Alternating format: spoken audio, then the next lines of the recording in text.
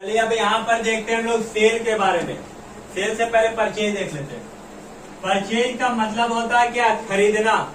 खरीदना आप दो माध्यम से खरीदते हैं। क्या खरीदते हैं? या तो उधार खरीद रहे या तो नगद खरीद रहे, इसके अलावा कोई तो चीज करते नहीं।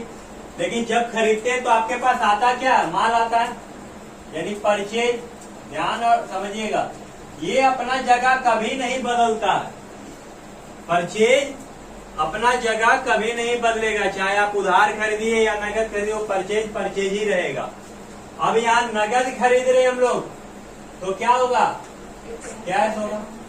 यदि बैंक के माध्यम से खरीद रहे तो क्या होगा? बैंक होगा। अब बैंक में जिस बैंक का नाम माध्यम से खरीद रहे थे, एसबीआई से खरीद रहे तो एसबीआई होगा, केनरा से खरीद रहे तो केनरा होगा, बैंक ऑफ इंडिया से खरीद रहे तो बैंक ऑफ इंडिया का होगा। और यदि उधार खरीद रहे हैं तो यहाँ पर नाम होगा। नाम कोई भी हो सकता। यदि नीता खरीद रही तो नीता का नाम होगा, सीता खरीद रही तो सीता का नाम होगा, राम खरीद रहा तो राम का नाम होगा। यानी यहाँ पार्टी होता है, पार्टी नेम। अब ये क्या कहलाता है? क्रेडिटर्स कहलाता है। क्या कहलाता है? क्रेडिटर्स, क्योंकि लेनदार होता है। हर एक चीज को तोड़ तोड़ के आपको हम बता रहे हैं। देखिए, अब यदि नगद खरीदेगा तो एंट्री क्या कीजिएगा? Purchase account debit to. यदि आप बैंक के माध्यम से एंट्री खरीदे तो क्या एंट्री किया? Purchase account debit to bank account. यदि मान लिया आप उधार खरीदे, नीता से खरीद रहे तो purchase account debit to Neeta account. Purchase अपना जगह छोड़ा क्या? नहीं छोड़ा, जीवन में नहीं छोड़ेगा। इसके अलावा कुछ नहीं होता। लेकिन हम लोग जब एंट्री बनाते हैं तो एंट्री में 10 बार पूछते हैं, उसमें लिखा हुआ रहता है राम ने एसबीआई के द्वारा माल खरीदा। तो पूछे सर इसमें क्या होगा? माल नगद खरीदा, तुरंत बना लिए। लेकिन जहाँ लिख दिया कि माल मोहन ने एसबीआई के चेक द्वारा खरीदा तो फिर पूछना पड़ जाता। तो सीधी सी बात है, पहले आप लिख दीजिए परचेज, वो तो कभी नहीं बदलेगा। अब क्या हुआ कि वहाँ टू में क्या लिखा जाएगा? तो टू में मेन फैक्टर देखिए आपके पास है, जा क्या रहा। अब राम खरीद रहा है या नीता खरीद रहा, लेकिन वो दे क्या रहा था? चेक दे रहा, तो बैंक हो जाएगा। यदि नगद लिखा हुआ तो नगद हो जाएगा। ये दोनों में से कोई भी चीज नहीं लिखा हुआ तो इसका मतलब वो क्या खरीदा है? उधार खरीदा है, तब उसका क्या हो जाएगा? नाम हो जाएगा। क्लियर है? अब हम लोग उसी तरह आते हैं सेल्स में। सेल्स अपना जगह कभी नहीं छोड़ता है। सेल्स क्या है? वो अपना जगह कभी नहीं छोड़ता, यानी वो टू में हमेशा सेल्स ही रहेगा। क्या होगा? सेल्स। अब टू में सेल्स होगा तो डेबिट में क्या होगा? यदि नगद खरीदेंगे तो क्या लिखेंगे हम लोग? कैश। सॉरी, नगद बेचेंगे तो क्या लिखेंगे? कैश लिखेंगे। यदि हम लोग चेक के माध्यम से क्या बेचे या बैंक के माध्यम से बेचे तो क्या लिखेंगे? बैंक लिखेंगे। और यदि उधार बेचे तो क्या लिखेंगे? नाम लिखेंगे, पार्टी का नाम। इसको हम लोग क्या कहते हैं? डेटर्स कहते हैं। क्यों डेटर्स कहते हैं? क्योंकि देनदार है। जो हमको पैसा देता है वो मेरा देनदार हुआ, और जो हमसे पैसा लेता वो मेरा लेनदार हुआ। ध्यान से सुनिएगा, देने वाला डेटर, लेने वाला क्रेडिटर। जो हमको देगा मेरे लिए डेटर, और जो हमसे लेगा वो मेरे लिए क्रेडिटर। क्लियर है? ठीक है। अब यहाँ पर मान लीजिए नीता एसबीआई के द्वारा खरीदा, सॉरी नीता को एसबीआई के द्वारा माल बेचे, तो क्या एंट्री कीजिएगा? बोलिए आप। नीता को एसबीआई के द्वारा माल को बेचा गया, क्या एंट्री कीजिएगा?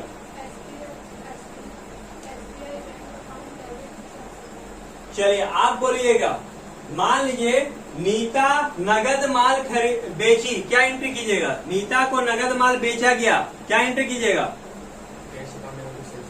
Sales account. अब यहाँ पर ध्यान से सुनिएगा, यदि मान लीजिए बोला गया कि नीता को 500 रुपया नगद और 500 रुपया चेक के द्वारा माल बेचा गया, क्या एंट्री कीजिएगा? नगद और 500 रुपया चेक। मेरे पास पैसा 500 ही था, 1000 का माल चाहिए हमको, तो अगला हमको बेचेगा ना। तो हम 500 रुपया चेक से मैंने बैंक के माध्यम से दिया, एसबीआई के माध्यम से, 500 रुपया हम नगद दिए, तो क्या एंट्री कीजिएगा? सेल का।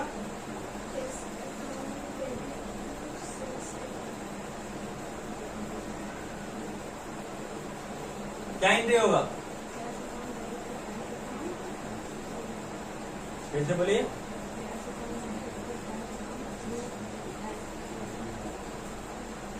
चलिए आप बोलिए। हाँ, नगद 500 दिए और बैंक के माध्यम से 500, 1000 का माल बेचे। Cash account debit, bank account debit कुछ आप बोलिए, नहीं बता। आप बोलिए, आप बोलिए। Cash account debit 500, bank account debit 500, sales account 100। यदि हम 500 रुपया नगद बेचे तो 500 रुपया मेरे पास आया।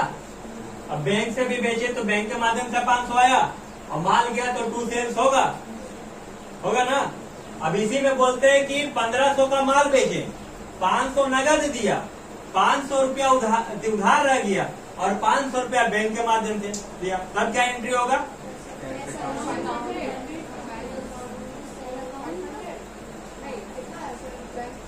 सब 5500 रुपया।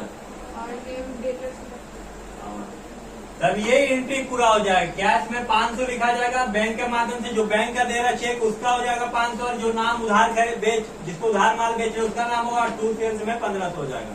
इतना आसान है, क्योंकि जब आप बिजनेस में जाइएगा तो एक ही ट्रांजेक्शन का बहुत घुमा फिरा करेगा, और आप वहाँ क्या बोल दिएगा कि ये वाला तो हमको बताया ही नहीं गया, ये तो हमको पढ़ाया ही नहीं गया।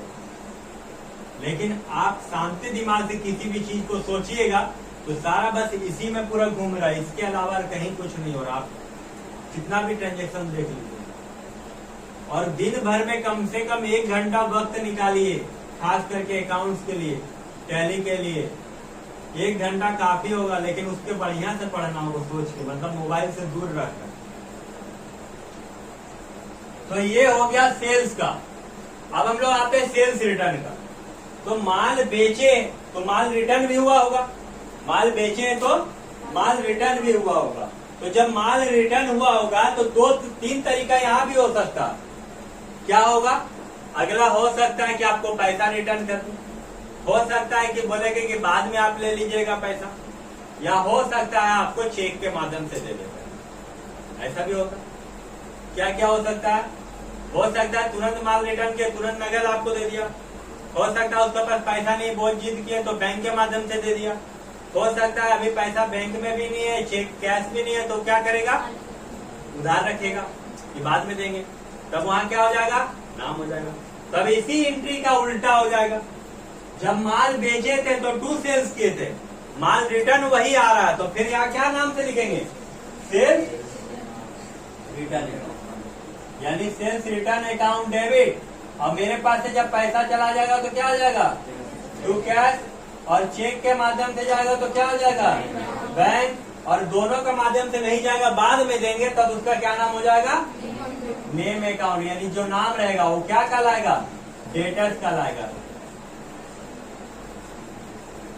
क्योंकि यहाँ पर डेटर्स था ना, लेकिन वापस यदि इसको देखा जाएगा तो ये लेनदार हो जाएगा, डेटर्स, क्योंकि माल वापस हमको दे चुका है। क्लियर है ना?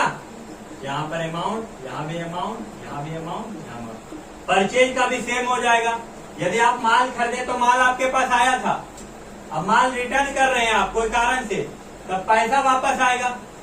अब नगद आया तो कैश आएगा, बैंक के माध्यम से आया तो बैंक आएगा, और नहीं दिया है पैसा तो उसका नाम आएगा।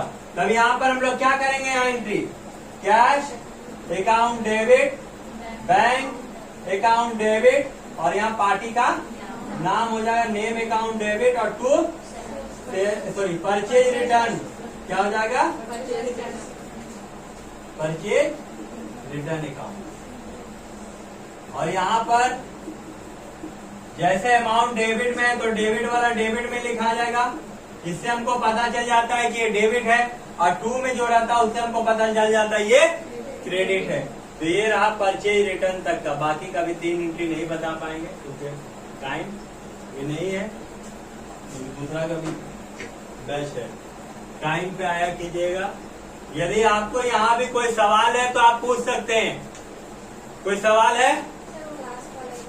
ये वाला देखिए, जब माल हम लोग मान लीजिए दुकानदार से ये खरीद के लेके आए तो इसका एंट्री हम लोग भी करेंगे। तो इसका एंट्री हम लोग परचेज किए, मान लीजिए उसको नगद पैसा दिए, 3 माध्यम से पैसा दिए, तो क्या एंट्री करेंगे? Purchase account debit, to cash, bank से भी दिए और उधार भी दिए। मान लीजिए इसका दाम 100 रुपया है, तो 100 रुपया लिखे। मान लीजिए 20 रुपया नगद था, दे दिए, और मान लीजिए मेरे पास 70 रुपया बैंक में था, उसे भी दे दिए, लेकिन फिर भी 100 रुपया पूरा नहीं हुआ, तो बोले भैया 10 रुपया का उधार है, तो दुकानदार क्या किया, लिख दिया आपका नाम, मतलब बाद में वो आपसे 10 रुपया लेगा। अभी आप घर लेके गए और पेन नहीं चल रहा, तो वापस आप आइएगा, भैया आप पेन को वापस रख लीजिए, तो क्या करेगा, पेन को वापस रख लेगा। अब आप उसके पास पेन नहीं है, कहने का मतलब तो एक्सचेंज करने का सवाल ही नहीं है, उसको पैसा रिटर्न करना, क्योंकि आपको चाहिए था क्या, पेन चाहिए था, तो वापस फिर आइएगा। तो यहाँ पर फिर क्या एंट्री हो जाएगा, वो आपको यहाँ पर यदि पूरा का पूरा पैसा देना चाहता है तो कितना देगा, 90 रुपया देगा, यदि नगद देना चाहता है, और नहीं तो जैसे आप दिए हैं वैसे आपको दे देगा। यदि 20 रुपया आप नगद दिए तो 20 रुपया नगद दे देगा, 10 रुपया 70 रुपया बैंक से दिए तो 70 रुपया, और बोलेगा कि आपका पेन कितना का था, 100 रुपया, तो अब बच गया 10 रुपया। तो जो उधार नाम लिखा था वो आपके नाम से, वो उधार वाला काट देगा। मतलब यहाँ जब क्रेडिट क्या, यहाँ डेबिट कर देगा, तो जब वो अकाउंट्स का काम करेगा तो एक बार डेबिट में लिखाएगा, एक बार क्रेडिट में लिखाएगा। जैसे मान लीजिए ये नीता होती, कौन होती, नीता, तो यहाँ भी नाम क्या होता, नीता होती। तो नीता का जब हम अकाउंट बनाएंगे तो यहाँ 2 होता और यहाँ बाय होता है, यही होता है। तो जो नीता का बनाएंगे तो नीता को बंद करें तो यहाँ बाय परचेज लिखाएगा, बाय परचेज, बाय परचेज कितना लिखाएगा, 10 रुपया। और जब यहाँ नीता का हम लोग बनाएंगे तो यहाँ क्या लिखाएगा, टू परचेज रिटर्न, तो 10 रुपया, यहाँ भी 10 रुपया, तो बराबर हो गया, बैलेंस तो निकला नहीं, तो इसका मतलब नीता को और पैसा देना नहीं पड़ेगा, और उसका अकाउंट भी क्लियर रहेगा। क्योंकि जब अकाउंट सीए को देगा अपना खाता, तो वहां पर देखेगा कि भाई माल जो बेचा था वो रिटर्न आ गया, मतलब माल सेल ही नहीं हुआ या माल खरीदा ही नहीं है। क्लियर है ना, और कोई सवाल है?